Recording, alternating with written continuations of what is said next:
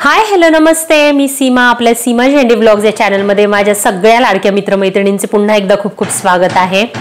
इकडे बघू शकताय बाळ आमचं छान असं खेळते आणि तयार झाले. त्याला बाबा गाडीमध्ये बाहेर घेऊन जाणार आहे मी. तर तयार झालेला आहे. अंकल आंटींना हाय कर ना पिलू. अंकल आंटींना हाय कर ना. हाय कर हाय कर. पॅन्ट फुल घातली बघा. तर पाय खेळत बसलाय पूर्ण. हे घे तिथर घे तिथर घे. तर असं आमचं बाळ खेळतंय आणि टाइम बघू शकता तुम्ही 5:45 झालेले आहेत. आणि इथे बघू शकता देवीची सगळी पूजा वगैरे झालेली आहे. मार्गशीर्ष महिन्यातली आपली जी गुरुवारची आहे ती पूजा. तर आजच्या व्हिडिओमध्ये ना मी तुम्हाला ते पूजा कशी मांडायची आणि पूर्ण डिटेलमध्ये मी सांगितलेलं आहे की पूजा कशी मांडायची. काही माझ्या मैत्रिणींना माहिती नसेल कदाचित, तर अगदी साधी सिंपल मांडणी आहे पूजेची.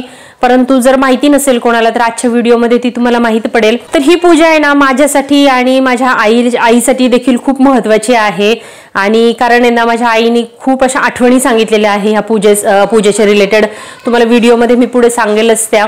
आणि त्या आठवणीनंतर आज जे वैभव ती बघतीये तर ते म्हणजे शब्दात सांगण्यासारखं नाहीये, ते अनुभवण्यासारखं आहे.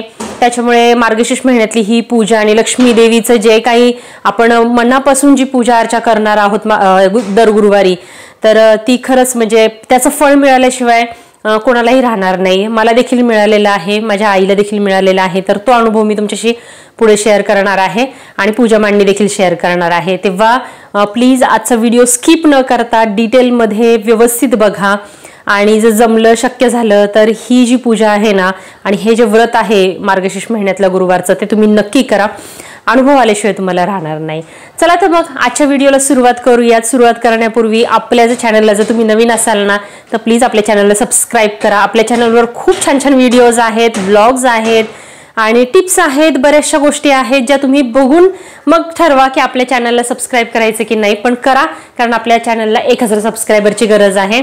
आणि आमच्या सानवीने देखील एक आहे ना आर्ट चॅनल ओपन केलेलं आहे, सानवीज आर्ट पॅलेस. तर तिच्या पण चॅनलला प्लीज सबस्क्राईब करा. बिचारीच्या आत्ता 36 सबस्क्रायबर आहेत. तर माझे जसे वाढतात ना तर तसं ती थोडी नाराज होती, मग माझं कधी सबस्क्रायबर्स वाढणार. तर तिने आत्ता तर चालू केलंय ना, 1 आठवडा झालं. त्याच्यामुळे वाढतील तिचे देखील. सगळे तिचे अंकल आंटी जे आहेत तुम्ही जे बघताय ते नक्की तिला देखील प्रेम देतील जसं आपल्या चॅनलला दिलं तसं. तर प्लीज आपल्या सीमा झेंडे व्लॉग्स या देखील चॅनलला सबस्क्राईब करा. आणि आमच्या बाळाच्या दीदीच्या देखील चॅनलला सबस्क्राईब करा. हो ना पिलू? दीदीच्या चॅनलला सबस्क्राईब करा. बोल बोल बोल बोल. चला तर मग आजच्या व्हिडिओला सुरुवात करूया. तर मैत्रिणींना तुम्ही म्हणाल की ताई अगं ऑलरेडी 2 गुरुवार झालेले आहे, आता 3रा गुरुवार येत आहे आणि आत्ता का तू ही पूजेची मांडणी शेअर करत आहे. तर ॲक्च्युली मला हा व्हिडिओ टाकायला थोडासा लेट झालेला आहे. हा व्हिडिओ मी गेल्या आठवड्यातच रेकॉर्डिंग वगैरे करून ठेवला होता, पण गेल्या आठवड्यामध्ये बरीचशी धावपळ झाली आणि बरेच ठिकाणी माझं बाहेर जाणं झालं. तर ते जे अपडेट्स आहेत ना ते मी तुमच्यापर्यंत पोहोचवत होते. त्याच्यामुळे हा व्हिडिओ पाठवायला मला आता लेट होत आहे. परंतु तरीही काही हरकत नाही, कारण ही जी लक्ष्मी व्रताची जी काही मांडणी आहे आणि हे जे व्रत आहे हे फक्त मार्गशीर्ष महिन्यातच करतात असं काही नाहीये. काहीही कारण असू दे, काही कारणांमुळे जर मार्गशीर्ष महिन्यात आपल्याला जर ही पूजा जमली नाही, हे व्रत जमलं नाही, तर कोणत्याही महिन्यातील पहिल्या गुरुवारी हे व्रत करायचं आणि शेवटच्या गुरुवारी त्याची सांगता करायची असते. काही भाविक तर सतत वर्षभर या व्रताचे पालन करतात. आणि हे मी मनाने नाही सांगत आहे, तर आपली जी गुरुवारची कहाणीचं जे एक पुस्तक मिळतं, एक ग्रंथ मिळतो केळकर गुरुजींचा, त्यांनी स्वतः त्याच्यामध्ये ह्याचा उल्लेख केलेला आहे. त्याच्यामुळे हे व्रत वर्षभरात कधीही चालू करू शकतो आपण, वर्षभर देखील चालू करू शकतो. आणि ह्या व्रताचा महिमा तुम्हाला काय सांगू, कारण ह्या व्रतामुळे माझ्या आईचा देखील अनुभव मी ऐकलेला आहे. तर आईने ना तिच्या आयुष्यात बरेच चढ उतार बघितलेले आहे आणि वाईट काळ देखील अनुभवलेला आहे. आजच्यासारखं जसं आपण पूजेला सगळ्या गोष्टी हव्याच असं म्हणून अडून बसतो तसं तिने कधीही केलं नाही. या व्रताचा जो वसा तिने घेतला होता त्याच्यामध्ये कधीही तिने परिस्थिती खराब आहे म्हणून खंड पडू दिला नाही. परंतु जे काही घरामध्ये सामान असायचं साधी सोपी अशी मनापासून तिने हे व्रत केलेलं आहे त्यावेळेला. आणि आज तिच्याकडे म्हणतात ना खाऊन पिऊन ती सुखी आहे आणि बऱ्यापैकी तिचं ती आत्ता वैभवात आहे असं म्हणायला हरकत नाही आणि सर्व चारही बाजूनी लक्ष्मी मातेने तिला आनंदच आत्तापर्यंत ठेवलेला आहे. त्याच्यामुळे ह्या व्रताचा महिमा माझ्या आईकडून मी ऐकलेला आहे आणि हा जो अनुभव आहे ना, हा गेल्या वर्षीच्या व्हिडिओमध्ये देखील मी शेअर केलेला आहे तुमच्यासोबत. आणि माझ्याबद्दल बोलायचं झालं तर मी वयाच्या 21व्या वर्षापासून मला लक्ष्मी देवीचा माझ्या डोक्यावर वरद हस्त आहे. मला तेव्हापासून चांगली नोकरी आहे आणि देवीच्या कृपेने जरी मध्ये मला नोकरीमध्ये गॅप बऱ्याच वर्षांचा झाला ना, तरी देखील मला एकही रुपयाची कधीच कमी पडली नाही. कुठून ना कुठून तरी मला पैसा येतच राहिला आणि माझ्यावर लक्ष्मी मातेची कृपा अखंड राहिली. आणि लक्ष्मी म्हणजे फक्त पैसा असंच नाही, तर आपल्यासाठी स्वतःसाठी समाधान हे देखील महत्त्वाचं आहे. मनापासून आहे ना, मी जे पण काही परिस्थिती आहे ना त्याच्यामध्ये मी समाधान मानत आलेली आहे आत्तापर्यंत. भले माझ्या आयुष्यात बरेच चढउतार आलेले आहे आणि अजून देखील येत आहेत, परंतु देवाबद्दल माझी जी श्रद्धा आहे ना ती मी कधीही कमी होऊ दिली नाही. उलट माझी श्रद्धा आहे ना वाढतच गेली. काही लोक असे असतात ना की त्यांच्या आयुष्यामध्ये जर काही दुःख आलं तर ते देवाला मानणंच सोडून देतात. देव नाही असं म्हणतात, देवाने माझं वाटोळं केलं असं म्हणतात. परंतु माझा स्वभाव एकदम त्याच्या विरुद्ध आहे. जर माझ्या आयुष्यात उलट काही जर चढउतार आले, मी दुःखी झाले, तर उलट मी जास्त देवाच्या जवळ जाते. देवाला जर आपण मागितलंच नाही तर तो देणार कसा ना. तर जेव्हा देखील आपण दुःखात असू तेव्हा माझ्यासाठी देव हा एकच आधार आहे माझा. तर तुम्ही कुठलंही आराध्य दैवत असू दे तुमचं, त्याच्या मनापासून त्याचा धावा करा. तो तुमच्या हाकेला धावल्याशिवाय राहणार नाही. एक देव तुमचा असू द्या, 2 देव असू द्या किंवा सगळ्या देवावर समान श्रद्धा तुम्ही ठेवली तर तो तुम्हाला म्हणतात ना तुमच्या अडचणीच्या वेळेला धावल्याशिवाय राहणार नाही. त्याच्यामुळे भाव हा महत्त्वाचा आहे, श्रद्धा ही महत्त्वाची आहे आणि ती आत्तापर्यंत मी ठेवत आलेली आहे. आणि हे जे व्रत आहे ना, हे म्हणतात ना उतू नका मातू नका, घेतला वसा सोडू नका असं आहे. एकदा जर तुम्ही ह्या व्रताची सुरुवात केली ना तर ती कृपया माझ्या मैत्रिणींना तुम्हाला रिक्वेस्ट करते की कधीही आयुष्यात शेवटच्या क्षणापर्यंत हे व्रत तुम्ही सोडू नका, हे करा. कधीही अडचण आली तुमच्याकडे एक फूल देखील नसेल ना तरी तुम्ही त्या व्रताची मध्ये खंड पडून नका देऊ. तुम्ही ना, मी शेवटच्या ह्याच व्हिडिओच्या शेवटी आहे ना मी एक क्लिप ॲड करते आहे बघा. ज्या दिवशी मी संदेशा बायकोची डिलिव्हरी होती, म्हणजे माझ्या भाऊजाईची डिलिव्हरी होती ना, त्या दिवशी संध्याकाळी घरी आले मी आणि संध्याकाळी मी ही पूजा मांडली 7-8च्या नंतर. तेव्हा मी येताना तिकडून दवाखान्यातून आले होते, त्याच्यामुळे माझ्याकडे येताना आहे ना काही देखील पूजेचं सामान नव्हतं. आल्यानंतर मी आंघोळ वगैरे केली आणि सुचिरभूत वगैरे झाल्यानंतर माझ्या बाळाला संदेशने थोड्या वेळ बघितलं, तो आम्हाला सोडवायला आला होता. त्याला जरा सांभाळता मी पटकन देवीची मांडणी केली, पूजा केली, कलश स्थापन केला आणि आहे त्या साहित्यामध्ये मी देवीची मांडणी केलेली आहे, पूजेची मांडणी केलेली आहे. कारण भाव हा महत्त्वाचा आहे. कारण पहिला गुरुवार ऑलरेडी माझा हुकला होता, कारण पहिल्या गुरुवारी आपला जो मासिक प्रॉब्लेम असतो तो आला होता. त्याच्यामुळे मला आता पुढचे गुरुवार चुकवायचे नव्हते. त्याच्यामुळे मग मी आहे त्या साहित्यामध्ये मांडणी केली आणि माझा देवीचा माझी जी श्रद्धा आहे देवीवर ती तिच्यापर्यंत पोहोचली आहे, हेच मला पुरेसं होतं त्यावेळेला. तर अशा प्रकारे इथे तुम्ही बघू शकता. आता मी तुम्हाला मांडणी सांगते थोडक्यामध्ये. तर मी पहिले ना कलश स्थापन करून घेतलेला आहे. त्याच्या अगोदर सर्वात सुरुवातीला मी एक दिवा पेटवून घेतलेला आहे. कारण कुठलीही पूजेची मांडणी करत असताना पहिला आपल्याला देवाला तिथे दिवा लावायचा, त्या दिव्याच्या साक्षीने आपल्याला ही पूजा मांडायची असते. तर एक मी स्वच्छ टेबल घेतलेला आहे, त्याच्यावर स्वच्छ असं कापड अंथरलेलं आहे, कुठल्याही रंगाचं असू दे पण स्वच्छ असावं. त्याच्यानंतर मी एक कलश स्थापन केलेला आहे. त्या कलशामध्ये पाणी भरून त्याच्यामध्ये हळदी, कुंकू, अक्षदा, 1 रुपयाचं नाणं आणि फुलं व्हायची आहे. आणि त्या कलशाला स्वस्तिक काढायचं आहे. त्या स्वस्तिकमध्ये 4 डॉट द्यायचे आहेत. स्वस्तिक कधीही मोकळं ठेवायचं नाही. आणि साईडला आहे ना त्या कलशाच्या भोवती अशा 5 किंवा 7 अशा उभ्या रेघा ओढायच्या आहेत कुंकवाने.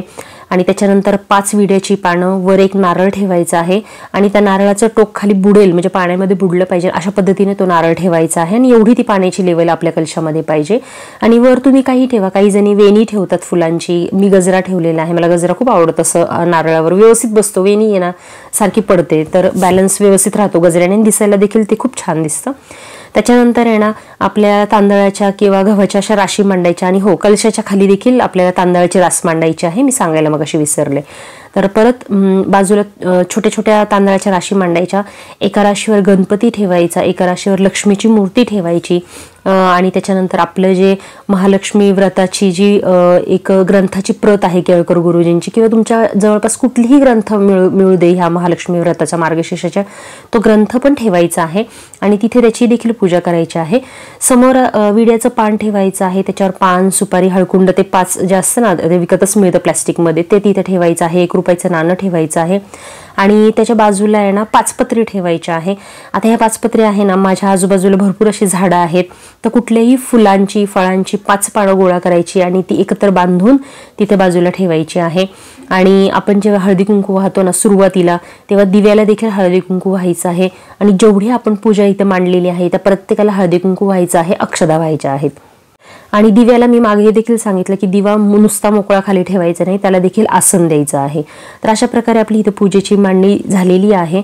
आता आपल्याला तिथे नैवेद्य ठेवायचा आहे, जो काही उपवासाचा म्हणजे फळं ठेवायची आहे, दूध ठेवायचं आहे, किंवा तुम्ही पंचामृत देखील तिथे ॲज अ नैवेद्य म्हणून ठेवू शकता. तर जी काही फळं असू दे तुमच्याकडे, केळी असू दे किंवा 5 फळं कुठलीही असू दे, ती देखील तुम्ही ठेवू शकता. हे बघा, ह्या मगाशी जसं मी तुम्हाला सांगितलं, तुमच्या परिस्थितीनुसार तुम्ही ह्याची मांडणी करा, कारण ही लक्ष्मी माता आहे. हिच्या वरद हस्तामुळेच आपण आज आहोत आणि आपलं घर आहे. त्याच्यामुळे जे काही तुमच्या घरामध्ये आहे ही तिचीच कृपा आहे असं समजून आपण तिचा साध्या भोळ्या भावाने आपण तिची पूजा अर्चा करायची आहे. तर इथे तुम्ही बघू शकता मी 5 फळं ठेवलेली आहे, दूध ठेवलेलं आहे, थोडी साखर टाकलेली आहे दुधामध्ये आणि पाणी ठेवलेलं आहे आणि भोवती थोडंसं पाणी वगैरे ओळून आपल्याला ह्या देवीला नैवेद्य दाखवायचा आहे. तर ही झाली पूजा मांडणी.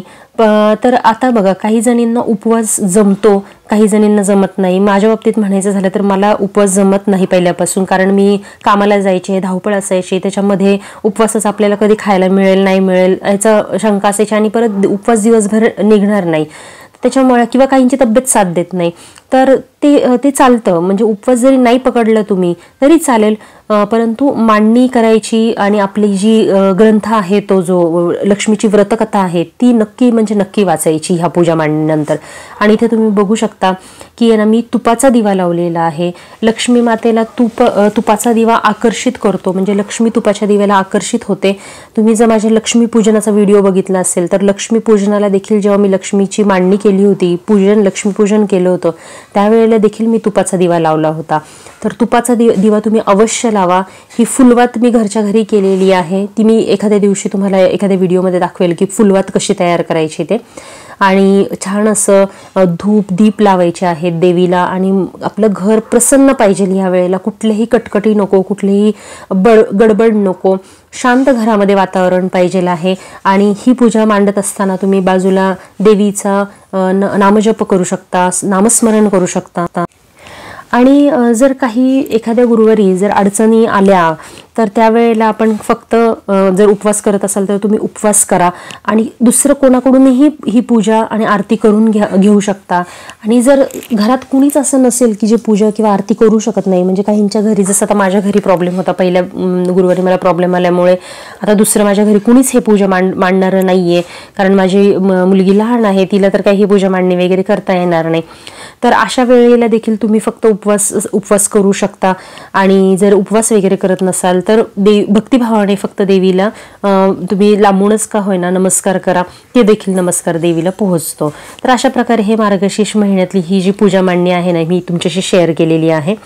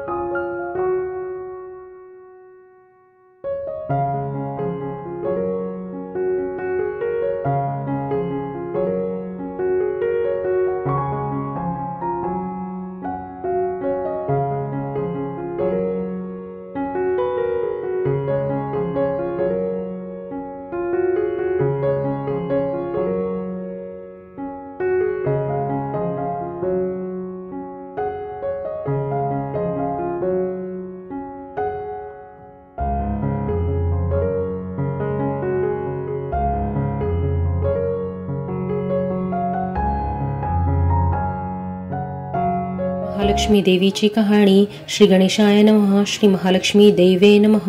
ओम श्रीं क्लूं ओम धनद धन देहि मां धनद धनदाय नमस्तुभ्य निषिद पद्माय पाय च. भवन्तु त्व प्रसादान्मे धनधान्यादी संपदः.